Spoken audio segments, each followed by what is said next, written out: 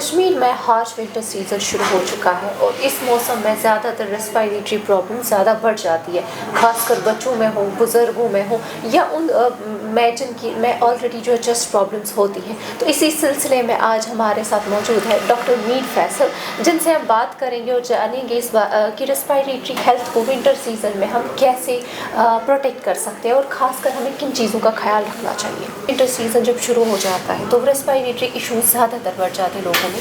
इसका main reason क्या होता है? देखो क्या होता है कि बेसिकली विथ विंटर, जब भी हम विंटर आ जाता है तो देर आर सर्टेन इश्यूज़। जैसे हम कश्मीर की बात करेंगे ज़्यादा।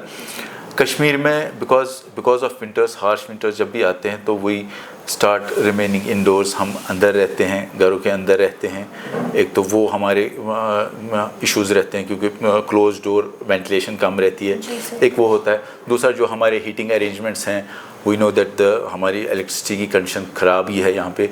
तो जो भी हमारे हीटिंग अरेंजमेंट्स हैं, हमारी बुखारी है, कोई गैस हीटर है, जो भी हैं वो सारी चीज़ें भी इश्यूज़ बनाती हैं बिकॉज वेंटिलेशन कम हो जाती है एंड देन हीटिंग चाहिए ही हमको। सो वो चीज़ें भी इशू करती हैं।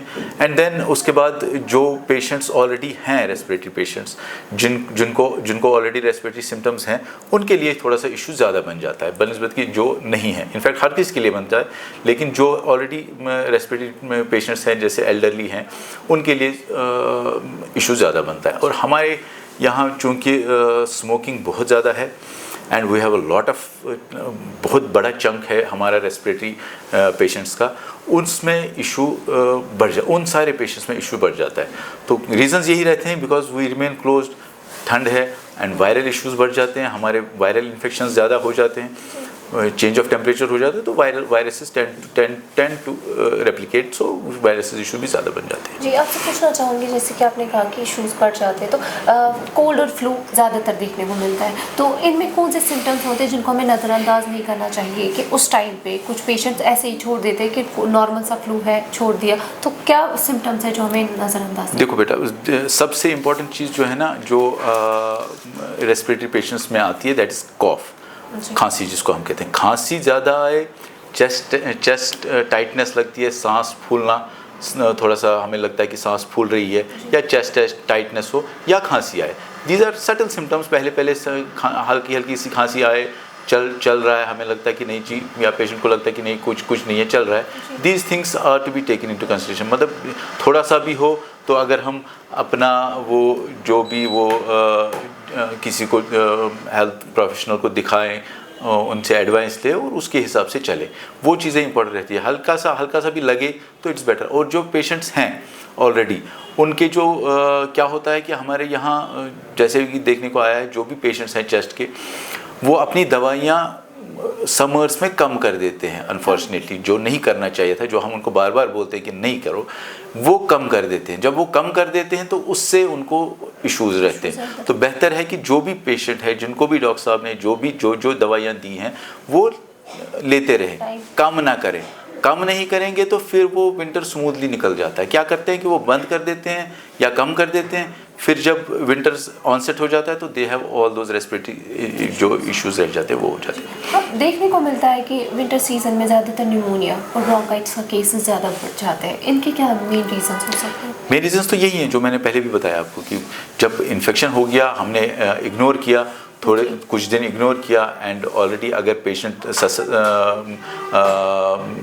उतना इम्यूनो कम्प्रोमाइज्ड भी है तो ऑब्वियसली फिर निमोनिया भी हो सकता है। बच्चों में, जैसे एल्डरली और बच्चों में ज़्यादा हो जाते हैं, and we see viral issues, viral pneumonias हो, जैसे कोविड हुआ था वैसे ही होते हैं। कोई वायरल निमोनिया हो गया, हल्का सा हो गया, and then it can progress. फिर खुदा न खास्ता अमवात भी होते हैं, हमारे पास काफ़ी सारे अमवात भी होते हैं जो वायरल निमोनिया की वजह से होते हैं। सो ये सेम है जैसे कोविड में होता है, लेकिन अब वायरसेस डिफरेंट थे। वो अलग वायरस था, ये अलग वायरस होते, जो ये तो कॉमन सेल वायरस होते, बट होता वैसे ही है। खांसी आएगी, चेस्ट टाइटनेस हो जाएगी, then you will have breathlessness, you can have बलगम उठ सकता है, जैसे COPD पेशेंट्स में बलगम ज़्यादा उठता है। तो ये सारे सिम्टम्स हैं जो पहले ही देखने हैं। जैसे कि हम देखते हैं कश्मीर में, मतलब कुछ लोग खुद कफ सिरप्स लेना शुरू करते हैं, एंटीबायोटिक्स लेना शुरू करते हैं, ये किस हद तक सेफ है?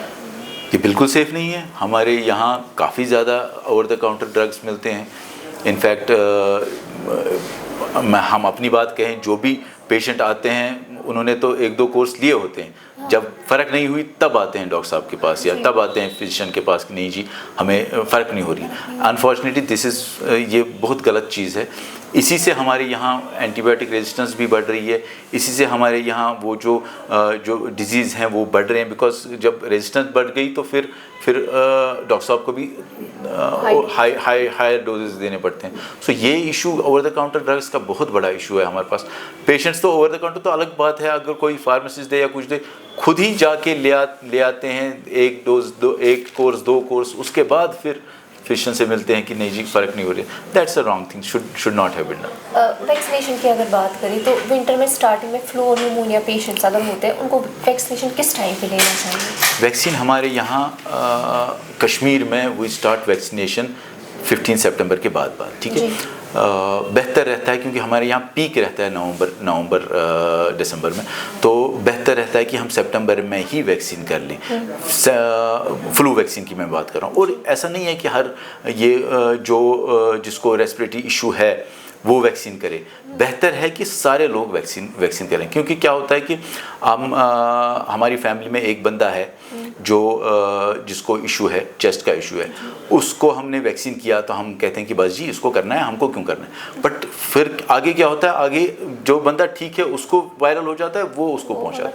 सो बेहतर है कि हर कोई बंदा वैक्सीन करे। फ्लू वैक्सीन की मैं बात करें, जो भी आता है मार्केट में, जब भी आता है नया वैक्सीन आता है, हर साल का नया होता है। सो सितंबर से स्टार्ट ही करें, सितंबर से ही स्टार्ट करें, ताकि क्योंकि इट टेक्स टाइम, वैक्सीन को भी अपना टाइम होता है, अपना एक एक्शन करने का टाइम होता है। तो बेहतर है सितंबर में करें ताकि नवंबर तक हम सारे इम्यूनाइज हो जाएं, वो बेहतर रहता है। निमोनिया का वैक्सीन हर किसी के लिए नहीं है। निमोनिया का जो वैक्सीन करते हैं हम, निमोकोकल वैक्सीन करते हैं, वो बेसिकली होता है उनके लिए जिनको चेस्ट का कोई इशू हो, या जिनको खुदा न खास्ता कोई तकलीफ़ हो, कोई मैलिग्नेंसी हो, या कोई शुगर हो, बाकी चीज़ें हों, उनके लिए है, या ओवर एज 55 से ऊपर है, उनके लिए होता है। हर किसी के लिए निमोनिया का वैक्सीन, हर किसी के लिए फ्लू वैक्सीन है, जो हम फ्लू वैक्सीन हर साल करते हैं, वो है। निमोनिया का वैक्सीन उसके लिए है जिसको कोई डिजीज़ है और या एज्ड है। आपसे एक आखिरी सवाल पूछना चाहूँगी, आप ओवरऑल आप रेस्पिरेटरी हेल्थ पे क्या एडवाइस देते कि विंटर में हमें किन चीज़ों का ख्याल रखना चाहिए, क्या क्या वो पहली चीज़ें रखनी चाहिए, जो भी वल्नरेबल हो ज़्यादातर इस एज के लिए, किन चीज़ों की एडवाइस आप देंगे? इट्स इम्पॉर्टेंट कि जो भी वनरेबल पेशेंट्स हैं उनके लिए, क्योंकि हम गर्मी का इंतज़ाम रखते हैं, हमें बेहतर है कि हम गर्मी के साथ साथ वेंटिलेशन भी रखें। हमें वेंटिलेशन अगर जो भी हमारा गर्मी का वो है, बीच में 2 घंटे 3 घंटे के बाद गैप दे के थोड़ा सा वेंटिलेशन करवा लें, ठीक है। नंबर 1। नंबर दूसरा जो इम्पोर्टेंट रहता है, ड्राई एयर रहता है हमारे यहाँ। हम कमरे में जो भी हमारा क्लोज रूम है, इसमें बहुत ज़्यादा ड्राई एयर हो जाता है because of the heating arrangement जो भी है। सो बेहतर है कि या तो स्टीमर रखें, या तो humidifier is a bit costly, लेकिन अगर कुछ ऐसा इंतज़ाम रहे, स्टीमर अगर आधा घंटे भी चालू रहे कमरे में, वो बेहतर रहता है उस पेशेंट के लिए जो रेस्पिरेटरी का पेशेंट हो, क्योंकि ये ड्राई एयर भी इट कॉजेज़, वो डिहाइड्रेशन करता है, फिर पोस्चर फेरिंजियल वॉल जो पीछे नाक के पीछे सारा ड्राई हो जाता है, कफ आ जाती है, फिर वायरसेस ग्रो करने लगते हैं, तो you have a viral infection. So dryness कम करने के लिए बेहतर है थोड़ी सी स्टीम, थोड़ा सा ह्यूमिडिफिकेशन एंड वेंटिलेशन में थोड़ा सा गैप। दूसरा जो बड़ा इशू है हमारे यहाँ स्मोकिंग का, smoking is to be stopped. Smoking जो भी अगर कर रहा है कोई, अगर उसको इशू है तो उसको रोकना है, और अगर इशू नहीं भी है तब भी नहीं करना है। हमारे यहाँ धुएं से जो भी गर्मी के ये होते हैं, हमारे एपरेटस होते हैं जिससे धुआं निकलता है, बुखारी है, कांगड़ी अगर हम यूज़ करें उसमें उतना धुआं, लेकिन बेहतर है कि जिसमें धुआं ना हो वो यूज़ करें।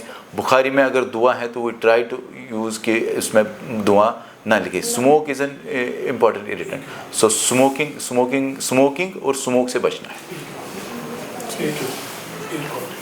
जी, अभी का हम जैसे हम देख रहे हैं कि एयर क्वालिटी बहुत ख़राब चल रहा है कश्मीर में पोल्यूशन की वजह से, और ड्राई वेदर भी चल रहा है, तो इस माध्यम से आपका क्या कहना है? आप एडवाइस क्या देंगे कि इस टाइम पे किन बातों का ख्याल रखना चाहिए, स्पेशली रेस्पिरेटरी पेशेंट्स को? ये बेसिकली ये हमें मिस हो जाता है। ये this a very good question जो आपने पूछा, क्योंकि हम ऐसे सोचते हैं कि बस जी कश्मीर में पोल्यूशन नहीं है पोल्यूशन अल्हम्दुलिल्लाह इंडिया के हिसाब से बहुत अच्छा है, लेकिन अभी के टाइम का एयर क्वालिटी हमारी डिक्रीज़ हो जाती है। उसके 2-3 ये हैं वजूहात हैं। एक वजूहात ये है कि जो हमारा वो बर्निंग हो जाता है, जैसे इंडिया में भी हर जगह होता है, दे बर्न दोज ऑल दोज फिर जो निकलता है फील्ड से, यहाँ भी ऐसा होता है, बहुत सारा हम भी जलाते हैं, ठीक है। दूसरा जो ये मिस्ट आ जाती है, जब व्हेन फॉग हो जाती है, मिस्ट बन जाती है उसमें, उससे भी एयर क्वालिटी ख़राब हो जाती है। So this causes pollution. AQI जिसको हम कहते हैं वो भी इससे बढ़ जाता है।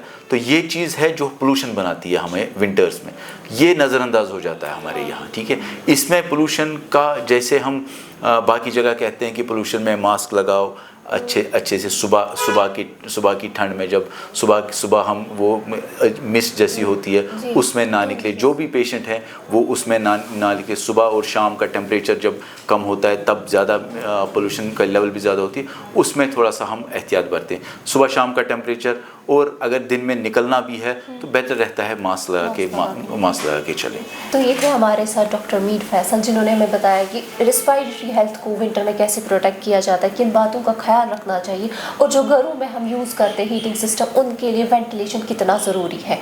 मैं nausea by, camera person Shakeel Rahman के साथ मैं nausea by Iqbal, Excelsior news के लिए।